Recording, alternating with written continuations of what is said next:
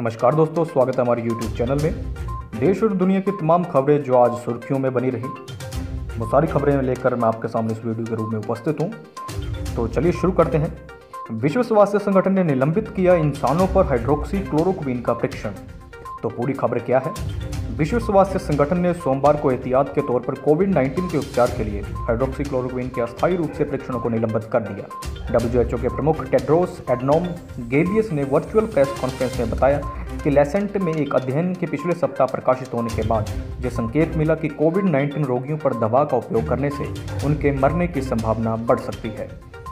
Tedros ने कहा, कार्यकारी समूह ने सोलिडेरिटी ट्रायल के भीतर हाइड्रोक्सी क्लोरोक्विन का एक अस्थायी ठहराव लागू किया है, जबकि डेटा सुरक्षा निगरानी बोर्ड द्वारा सुरक्षा डेटा की समीक्षा की जाती है। अन्य दवाओं का परीक्षण जारी है। आपको बता दूं कि हाइड्रोक्सी क्लोरोक्विन आमतौर पर गठिया का इलाज करने के लिए उपयोग की जाती है, लेकिन सार्वजनिक आंकड़ों की घोषणा के साथ अमेरिकी राष्ट्रपति डोनाल्ड ट्रंप ने पिछले सप्ताह घोषणा की थी कि वे ये दवा खरीद रहे हैं, और उनके इस फैसले ने दुनिया की अन्य सरकारों को भी दवा खरीदने के लिए प्रेरित किया। भारत इस दवा के सबसे बड़े उत्पादक देशों में से एक है, इसलिए भारत से कई देशों ने इस दवा को सप्लाई करने का अनुरोध करते हुए ऑर्डर दिया था। अगली खबर की तरफ रुख करते हैं। देश में तेजी से बढ़ रहे हैं कोरोना केस। 1.45 लाख हुआ संक्रमण का आंकड़ा। देश में कोरोना संक्रमण के मामले तेजी से बढ़ रहे हैं। संक्रमण के कुल केस बढ़कर 1.45 लाख से अधिक हो गए हैं, जबकि 4,167 लोगों की जान जा चुकी है। इसी बीच स्वास्थ्य मंत्रालय ने इस पर संतोष जताया कि देश में रिकवरी रेट में लगातार सुधार हो रहा है और यह फिलहाल 41.61% बना हुआ है। वहीं इस घातक संक्रमण से होने वाली मौतों की दर भी दुनिया में किसी भी देश के मुकाबले भारत में काफ़ी कम है। अगर बीते 24 घंटों की बात की जाए तो भारत तिब्बत सीमा पुलिस में 7 कर्मी कोविड-19 से संक्रमित पाए गए हैं।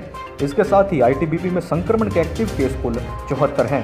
वहीं दिल्ली में केंद्रीय रिजर्व पुलिस यानी कि CRPF के एक कर्मचारी को कोरोना से संक्रमित पाया गया है। इसके साथ ही CRPF में संक्रमण के मामले बढ़कर 369 हो गए हैं, जिनमें 141 एक्टिव केस हैं, जबकि 226 लोग अब तक ठीक हुए हैं और 2 अन्य की जान गई है। लॉकडाउन पर राहुल गांधी ने सरकार को घेरा, बोले देश में बढ़ रहे केस, असफल हुए प्रयास। कांग्रेस नेता राहुल गांधी ने मंगलवार को केंद्र सरकार पर एक बार फिर हमला बोला। केरल के वायनाड से सांसद ने कहा कि कोविड-19 के संक्रमण पर रोक लगाने के लिए सरकार का लॉकडाउन का प्रयास नाकाम हो गया है, क्योंकि देश में कोरोना वायरस के केस लगातार बढ़ रहे हैं। राहुल ने सरकार से लॉकडाउन से देश को निकालने की योजना के बारे में पूछा। साथ ही उन्होंने कहा कि अर्थव्यवस्था को और आर्थिक पैकेज दिए जाने की जरूरत है।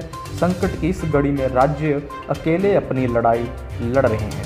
लॉकडाउन पर सरकार पर निशाना साधते हुए कहा कि कांग्रेस नेता ने कहा कि दुनिया में भारत ही इकलौता देश है जहां वायरस से संक्रमण के मामले बढ़ रहे हैं और वे लॉकडाउन उठा रहा है, यानी कि लॉकडाउन बढ़ा रहा है। उन्होंने कहा, इससे जाहिर है कि लॉकडाउन का जो उद्देश्य और लक्ष्य था वे असफल हो गया है। PM मोदी ने लॉकडाउन के 4 चरणों से जिस नतीजे की उम्मीद की थी, उससे भी परिणाम हासिल नहीं हुए हैं।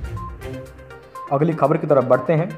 पीयूष गोयल ने कहा है कि सड़क पर दिखने वाले मजदूरों की सूची बनाकर प्रशासन उन्हें दे, वे वहीं से ट्रेन चला देंगे।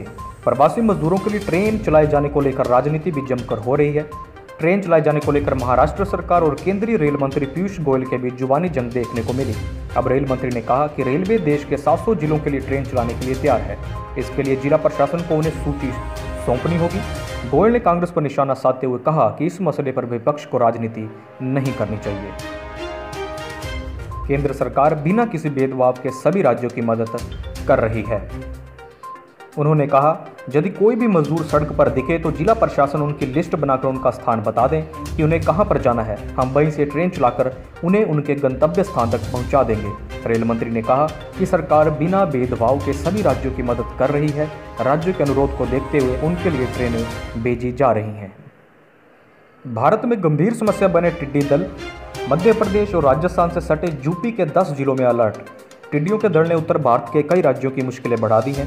फसलों को चट करने वाला ये टिड्डियों का दल आने वाले दिनों में मध्य प्रदेश, राजस्थान और उत्तर प्रदेश के कम से कम 10 जिलों में हमला कर फसलों को नुकसान पहुंचा सकता है। टिड्डियों के इस प्रकोप का सामना करने के लिए राज्य सरकारों ने भी अपनी तैयारी कर ली है। टिड्डियों के हमले को देखते हुए इन 3 राज्यों के करीब 10 जिलों में अलर्ट जारी कर दिया गया है। पाकिस्तान की तरफ से आने वाले टिड्डियों का दल इतना खतरनाक है कि ये अपने रास्ते की फसलों एवं सब्जियों को पूरी तरह से चट कर जा रहा है।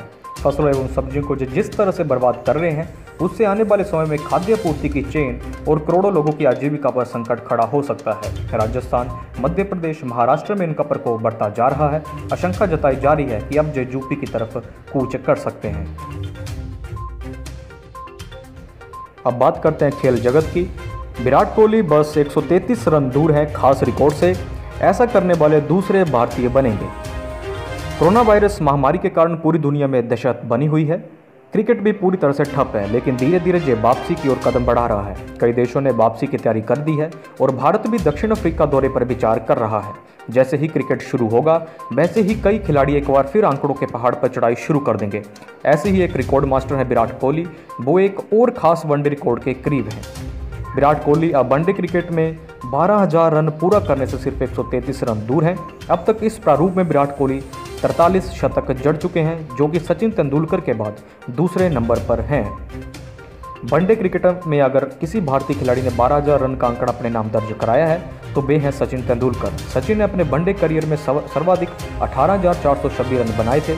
अब अगर विराट 133 रन और बना लेते हैं तो वे सचिन के बाद वनडे क्रिकेट में ऐसा करने वाले दूसरे भारतीय बन जाएंगे। अब बात करते हैं सलमान खान की। तो ईद के मौके पर सलमान खान ने 5,000 परिवारों को दी खास ईदी, घर घर भिजवाया शीर कोरमा। बॉलीवुड अभिनेता सलमान खान लॉकडाउन के दौरान कोरोना वायरस महामारी संकट से जूझ रहे लोगों की मदद करने में कोई कसर नहीं छोड़ रहे हैं। सलमान अपनी क्षमता के मुताबिक हर संभव मदद करने की कोशिश में लगे हुए हैं। कुछ टाइम पहले सलमान ने दिहाड़ी मजदूरों की मदद करने के लिए 32,000 दैनिक वेतनभोगी श्रमिकों को वित्तीय सहायता प्रदान कराने में मदद की थी। इतना ही नहीं, वो अपने पनवेल फार्म हाउस से आसपास के लोगों में गांव में लगातार भोजन और अन्य जरूरी सामान भी उपलब्ध कराते रहे हैं। सलमान ने लगभग 2500 परिवारों को अपने फार्म हाउस से जरूरी मदद भेजी है। सलमान खान ने हाल ही में बीइंग हंग्री नाम के फूड ट्रक्स की भी सुविधा शुरू की है। ये ट्रक जगह जगह घूमकर जरूरतमंदों को भोजन बांटता है। वहीं ईद के मौके पर भी सलमान खान को स्पेशल करने से नहीं चूके। सलमान ने ईद पर 5,000 परिवारों को शीर कोरमा बनाने के लिए खास किट भिजवाई। पॉलिटिशियन राहुल करनाल ने ट्विटर पर इस बात की जानकारी देते हुए फोटोज भी शेयर की हैं। राहुल करनाल ने लिखा, ईद के मौके पर अपने खास अंदाज में 5,000 परिवारों तक पहुंचने और खुशियां फैलाने के लिए सलमान खान भाई का शुक्रिया। हम आपके जैसे इंसानों से इस समाज में संतुलित हैं। सभी को ईद किट बांटने के लिए धन्यवाद। भाई की स्पेशल अंदाज में ईद की शुभकामनाएं। तो आज की वीडियो में इतना ही। देश और दुनिया की तमाम खबरों के लिए हमारे चैनल को सब्सक्राइब जरूर कर लें और बेल आइकन को जरूर प्रेस कर लें, ताकि आने वाली वीडियोस की नोटिफिकेशन मिलती रहें और आप सतर्क रहें और बिल्कुल